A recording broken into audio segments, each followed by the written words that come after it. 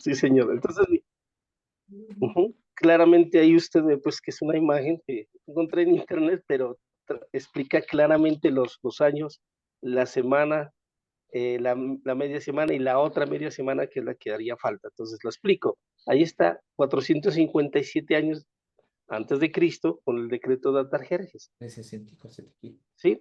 Pasan 7 semanas, 49 años, hasta que se reconstruye Jerusalén. Y desde ahí hasta el bautismo del Señor, que es la unción, o cuando fue ungido el príncipe, el Mesías príncipe, hay 434 años, 62 semanas. Si de ahí contamos hasta la muerte, porque el Señor Jesús fue 3 años y medio exactamente su ministerio, encontramos la media semana, que son 3 años y medio, y la otra media semana hasta el apedreamiento de Esteban, que es los 3 años y medio donde se confirma el pacto. Entonces voy a tratar de explicar todo esto en lo que estamos estudiando, porque habíamos dicho que Daniel nos enseña que había alguien que iba a dejar de hacer los sacrificios, o sea, cesar los sacrificios y las ofrendas.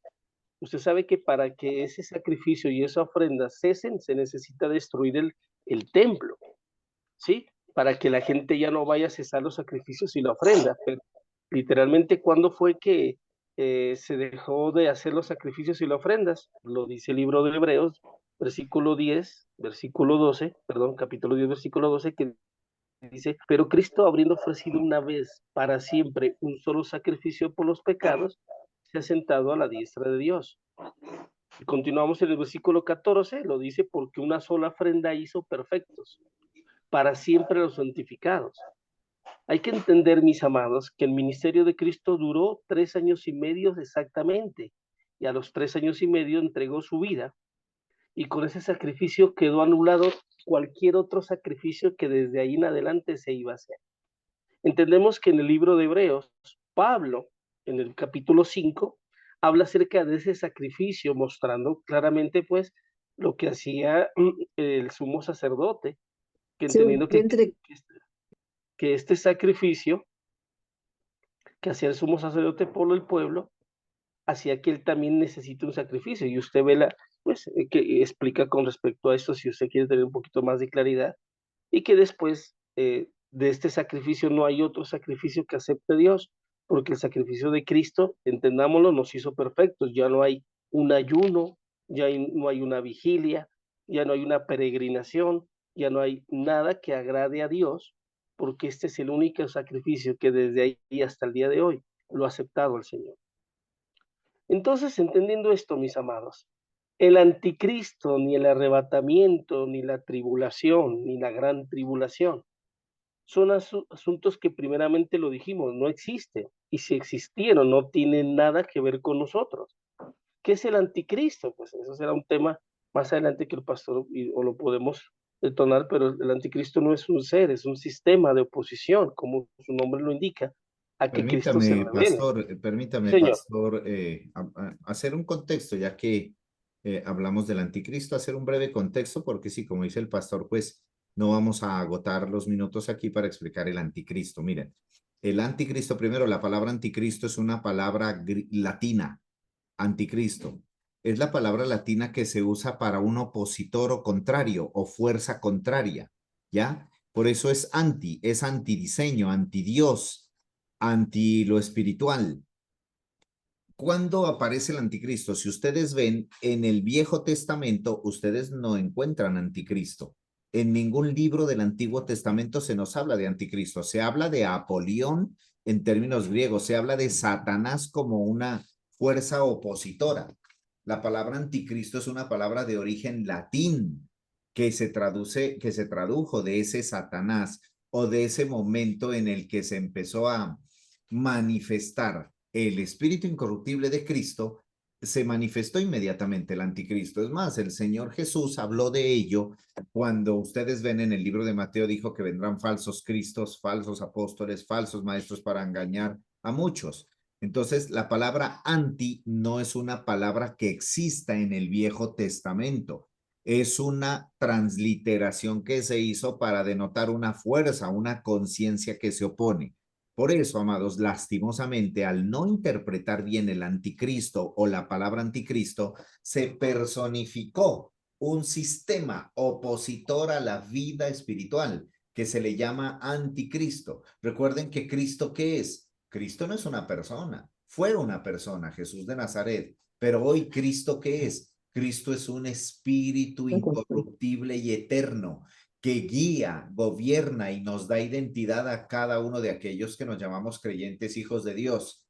¿Qué es el anticristo? Todo lo contrario a lo que acabo de decir. Todo lo que se opone a Cristo, toda fuerza, pensamiento, sentimiento, emoción contradictora que nos lleva a apartarnos de la verdad. Pero como bien lo dijo mi querido pastor Oscar, pues ese será un tema en el que vamos a abordar tal vez más adelante. Continúe, amado, por favor. Ok, mi pastor, pues claramente un anticristo fue Juan. ¿Se acuerdan? Lucas 4:8 cuando le dice, vete de mí, Satanás, porque Cristo está el Señor, te adorarás. Pedro, el apóstol Ay, Pedro sí, en su perdón, momento que le dice, no, se me Señor, pa- ten compasión, compadécete de ti mismo. Usted ve de que ti hay una mismo. manipulación de emociones, de pensamientos, y allí es donde usted ve que el Señor Jesús le dice a Pedro, Satanás. La traducción, anticristo. Sí, señor, es que Satanás, diablo, eso es un epíteto, pastor. Y desde que uno entiende esto, pues entiende que no era, pues, no era Pedro, pues, un hombre de cachos y cola, sino que, pues, se oponía a la obra que él debía hacer, por lo cual, pues, había un anticristo. Y la Biblia lo dice, que muchos anticristos han salido, y es el sistema de oposición. Entonces, entendemos que anticristo no es persona, que el arrebatamiento no existe, que la gran tribulación y tribulación existieron como hechos circunstanciales en aquel momento, pero que no tiene que ver con nosotros. Entonces, claramente, pastor, cuando algo se espera y algo que nunca va a suceder, pues nunca va a llegar. Y por esta razón hay tanto cristiano atormentado y tanta iglesia, pastor, metiendo esto. Y si sucede un terremoto, sucede algo, hermano, ya está el anticristo y va a aparecer. Esos para mí son gente charlatana y claramente, pues ellos son los anticristos. Y para la muestra un botón, pastor, mire, Martín Lutero enseñó que el Papa Gregorio V era el anticristo.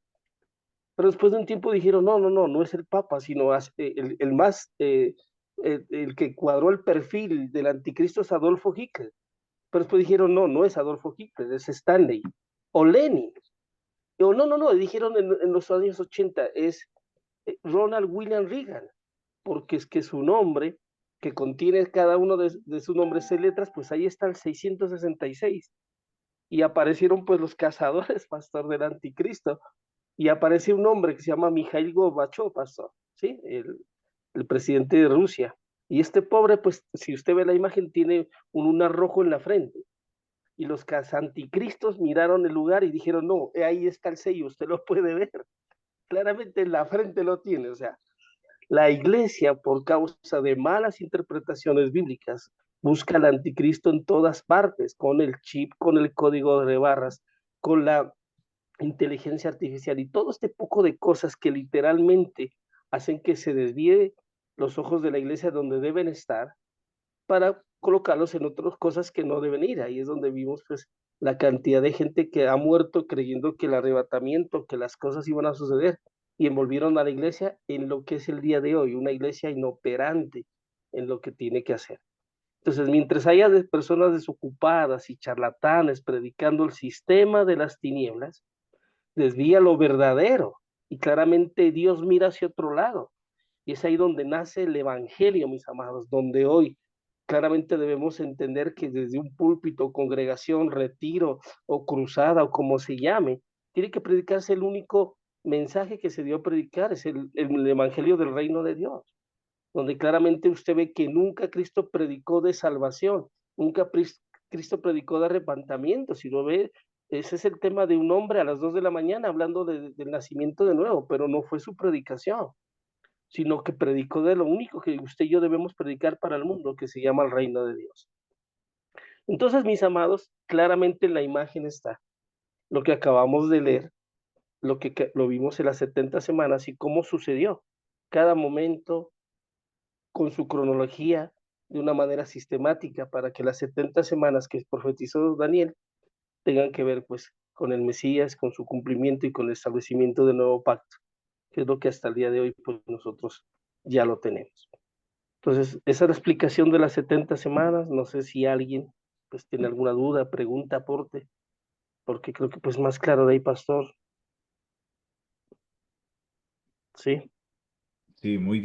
bien. Para mí está claro, sin embargo, como esta es una clase que requiere de un tiempo, pues yo sé que los hermanos leen y comparten y, bueno, estudian un poquito más, pero si quisiera, pastor, permítame entrar aquí nuevamente, aquí donde iniciamos este estudio de las 70 semanas, porque tenemos que considerar algo y permítame insistir en esto. El hecho de que nosotros estamos explicando con fechas, con estadísticas, con sucesos históricos incontrovertibles, que estas cosas ya se cumplieron y que lo que la iglesia ha proyectado como visión futurista en realidad son malas, pésimas, distorsionadas interpretaciones bíblicas. Voy a enumerar algunas, permítame, que son, mejor dicho, columna vertebral. La primera, las bodas del Cordero. Las bodas del Cordero, ¿cuándo son? Hay una fecha establecida, bueno, todos dicen que será en un momento en el cielo, que no sabemos cuándo. Ok, bodas del Cordero. Otro, el rapto o el arrebatamiento, ¿sí? Palabras que han sido tergiversadas y malinterpretadas, que obviamente las vamos a estudiar acá. Pero déjenme seguir y continuar hablando de esto. El infierno, eh, el juicio ante el gran trono blanco, la multitud vestida de ropas blancas, los 144,000 sellados, las copas de la ira de Dios, las 7 trompetas, los 7 sellos, la gran ramera que tiene una copa de vino y está sentada sobre las naciones, el falso profeta, la serpiente antigua, el árbol de la vida. Todo esto que acabo de decir, amados, que son figuras que tuvieron cumplimiento total, pleno, y ese cumplimiento trajo un entendimiento. Y lo anterior lo menciono para explicar lo siguiente, amados.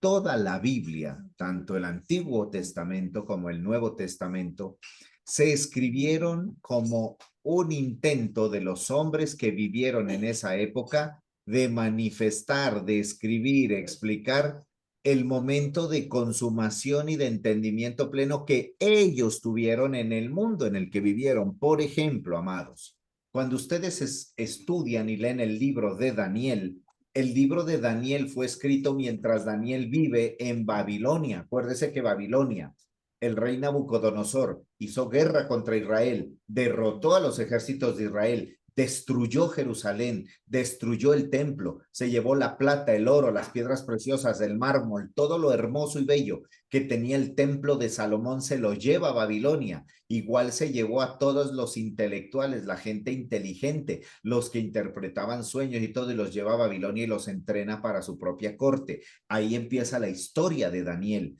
Y Daniel, que hace parte de ese séquito de gente entendida que fue deportada, Daniel vive durante 70 años en Babilonia, en los cuales Dios le revela todo el libro de Daniel, incluida la parte que acabamos de estudiar, que se llama la profecía de las 70 semanas. Muchos todavía especulan a este tiempo, a este año 2024, que la profecía de las 70 semanas no se ha cumplido y que estamos viviendo en la semana 69. Eso lo interpretó el corrupto, malvado y malévolo que se le llamó Reverendo Scofield, que ustedes saben que era un tipo totalmente pendenciero, homicida también, y que se dio a la tarea de interpretar una Biblia y poner en la Biblia versículos proféticos y se hizo multimillonario vendiendo una Biblia que él creó hablando de las profecías que iban a cumplirse. La Biblia de Scofield todavía es una Biblia que aparece en los anaqueles de todas las librerías llamadas cristianas y se promociona como si fuera una verdad. Entonces, mis amados, Daniel profetiza desde Babilonia. Daniel no regresa a Jerusalén, no regresa. Él en su espíritu recibe el testimonio de la consumación de los 70 años de la cautividad, porque esa era una profecía que había. Jeremías había profetizado los 70 años de cautividad.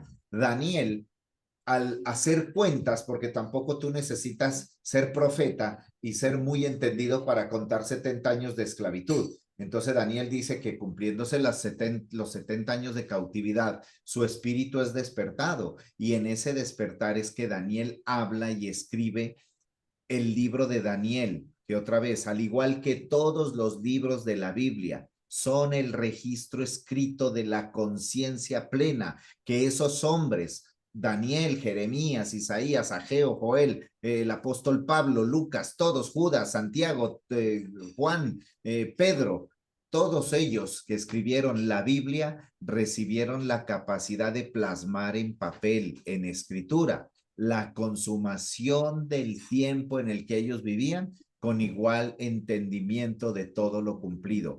Esa es la Biblia, amados. Y con esto no estamos diciendo que la Biblia no es importante hoy.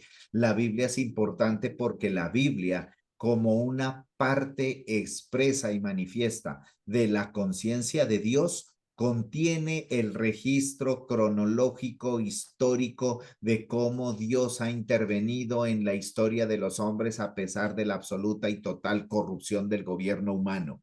Eso Dios no se puede retraer. Diríamos hoy, pastor, la Biblia es un libro cerrado, sellado. ¿Habrá más libros que se le puedan anexar a la Biblia? Yo te diría, no, no. La Biblia ya no se le puede anexar más libros. Lo que estamos haciendo, ¿qué es? Nosotros le podemos anexar es la expresión del testimonio. Cada uno de nosotros recuerde que somos epístolas, nosotros somos cartas leídas. ¿Qué significa?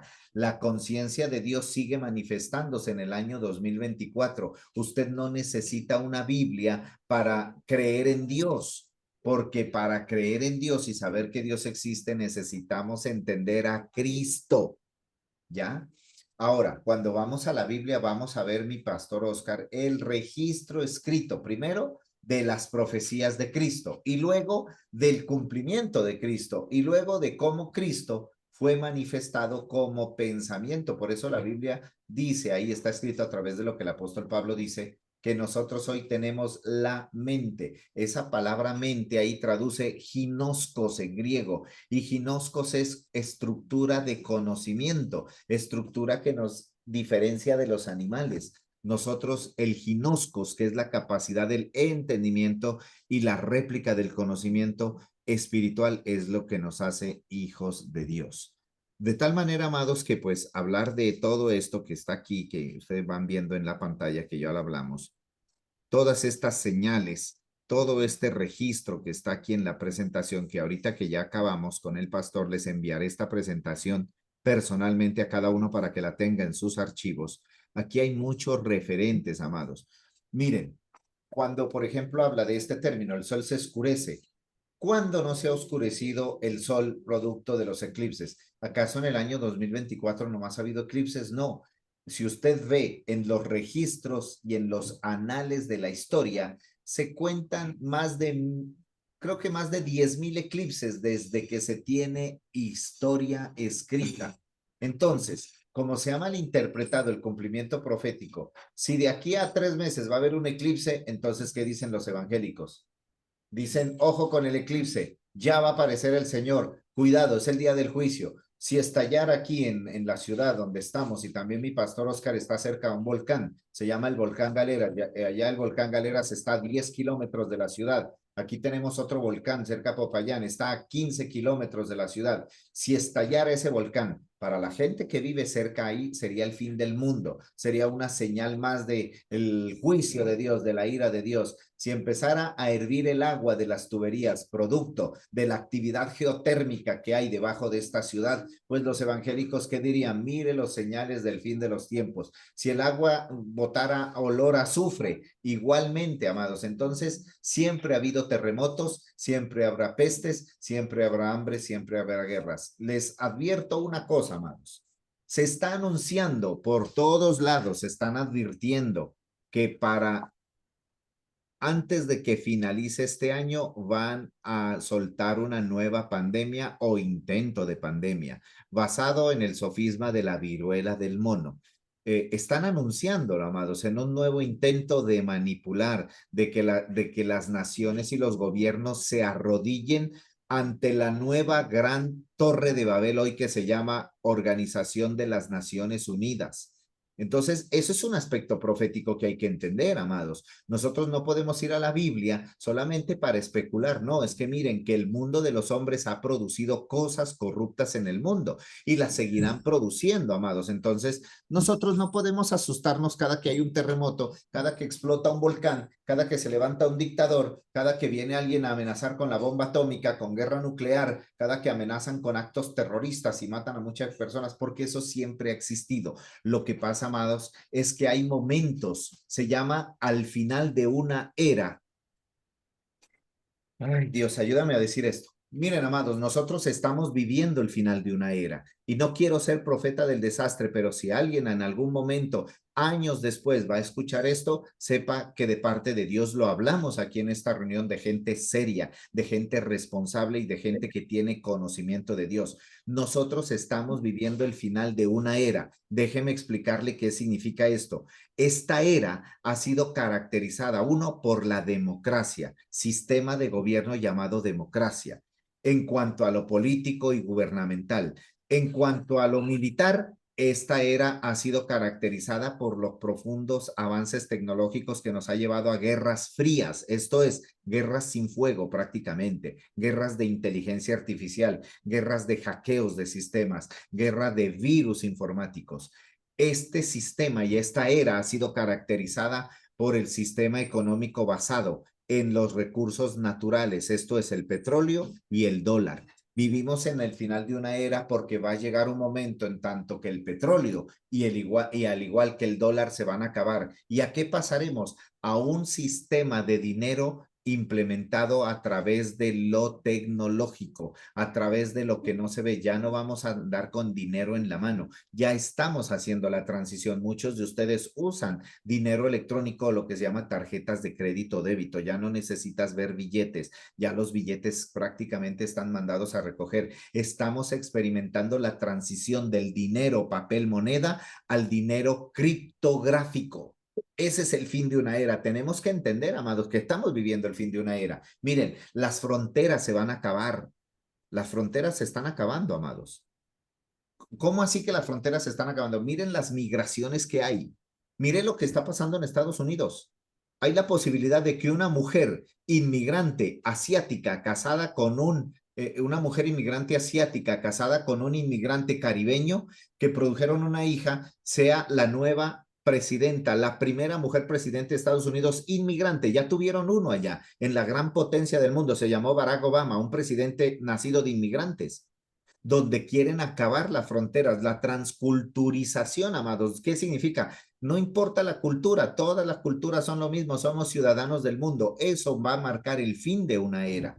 No sabemos si nos alcance la vida, amados, a los que ya sobrepasamos los 45, los 50 años, no sabemos si nos va a alcanzar la vida para ver el fin de la era, pero lo estamos anunciando, estamos diciéndolo acá. Cuando estudiamos esto, amados, como decimos, no estamos causando alarma ni queremos causar miedo, pánico, no, es normal. Son los ciclos de la historia del mundo, el fin de las eras. Para nosotros puede llamarse eso perfectamente el fin del mundo. El fin del mundo, imagínense que a usted y a mí no nos cabe en la cabeza un mundo sin dinero, sin papel moneda o sin tarjetas de crédito. No nos cabe en la cabeza. No le cabe a usted en la cabeza que tenga que comprar con una marca o con un chip en la mano derecha o con la voz, que usted vaya a un cajero y no necesite sino hablarle o poner su iris del ojo en un cajero y el cajero sabe quién es usted. Eso es el fin de una era. Aquí en Colombia están vendiendo los registros. Vino una empresa europea a comprar el escaneo de tu iris. Amado, todo eso va a marcar el fin de una era. Entonces no tenemos por qué asustarnos, no tenemos por qué entrar en pánico, porque eso siempre ha sido. Imagínense cómo estaban los creyentes cuando se estaba profetizando Israel va a ser destruido. El reino de Israel se va a acabar. Ya no vamos a tener reyes, ya no vamos a tener la santa ciudad. La santa ciudad la van a pisotear los ejércitos, van a quemar el templo, se van a robar todo y van a destruir todo. No, pero es imposible. Dios siempre ha peleado por Israel. Dios siempre ha defendido su casa, su templo. No, no lo podemos creer. No, es imposible. No nos cabe en la cabeza hasta el día que llegó. Y entonces se acordaron de las profecías, ¿ve? Hoy lo estamos anunciando, amados. Yo vengo anunciando esto hace 5 años. Estamos viviendo en el fin de una era marcada por la total manipulación del temor, por el auge de las redes sociales y por la transición del dinero, del factor económico, amados. La economía mueve el mundo y la economía es el sistema del gobierno humano que toca la vida de cada persona en el planeta. Todos necesitamos el factor económico para sobrevivir. No estamos, amados, en un mundo como era el mundo de antes, que usted no necesitaba dinero, usted hacía trueque. Entonces usted decía, tengo 5 piezas de plata, necesito 3 vestidos, entonces usted los cambiaba. Necesito un par de botas, tengo una cabra y cambiaba. Ya no, ese fue el fin de otra era, cuando apareció el dinero. Y el imperio que marcó el fin de esa era fue el imperio romano. Recuerde que el imperio romano inventó el sistema transaccional a través de moneda. Por eso es una parte importante que usted ve en la vida de Jesús cuando le presentan una moneda y le dicen, maestro, está bien usar esta moneda y darle tributo al César con ella. Tenemos que comprar lo que el César dice que compremos. Y Jesús dijo, pues si la moneda es de César, devuélvela al César. Pero si la moneda te da testimonio de Dios, pues devuélvesela a Dios. Y ahí es, amados, que miramos el fin de un sistema, el fin de una era. Todo hoy va a ser digital. Vengo anunciando, amados. Alguien me preguntó hace como 15 días o un mes, pastor, ¿y si usted está anunciando este cambio después de la democracia, si se acaba la democracia, porque la democracia es un sistema literalmente joven en el mundo? Todavía hay países que no han vivido la democracia. Cuba no ha vivido democracia. Países en Europa del Este no han vivido democracia. Es más, hay en África reinos todavía, reinos, tribus que se basan en reinos. Ellos no conocen la democracia. Cuando la democracia sea el sistema en todo el mundo, entonces empezará el declive de la democracia. ¿Y luego qué vendrá? La dictadura digital. Eso marcará el fin de una era, amado, lo estamos anunciando. Como digo, no quiero ser profeta del desastre, pero alguien recogerá lo que aquí estamos diciendo. Tal vez nuestros hijos, nuestros nietos, las generaciones emergentes entenderán esto, pero de todas maneras les preparamos haciendo un análisis exhaustivo de todo lo que se ha cumplido y cómo Dios siempre, a pesar del gobierno de los hombres, nunca jamás ha dejado a sus hijos desamparados. Siempre sus hijos, siempre su iglesia ha sido la columna y baluarte de la verdad en cada generación, a pesar de la absoluta y total corrupción de los hombres. Muy bien, mis amados, ¿alguna pregunta antes de finalizar? Tenemos unos minutos antes de terminar. Ya me estaba predicando, perdón. Mi pastor Oscar, ¿algún comentario, pregunta, inquietud? Amados, ustedes en Meridian, mi amado Álvaro, tenemos... No, pastor, quería, me hizo mucho ruido lo que habló. Entonces, quiere decir que los sistemas políticos democráticos tienden a su tiempo a caer. Absolutamente, Álvaro, porque son sistemas cíclicos. Siempre que un sistema humano ha caído, pareciera que se levantara uno mejor. Y evidentemente en sus primeros estadios, en sus primeras fases, es mejor que el anterior, pero luego cae en declive porque se saca a Dios de la ecuación.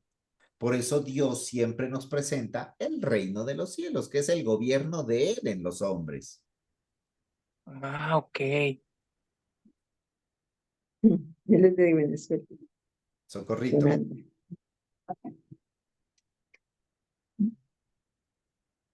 Bueno.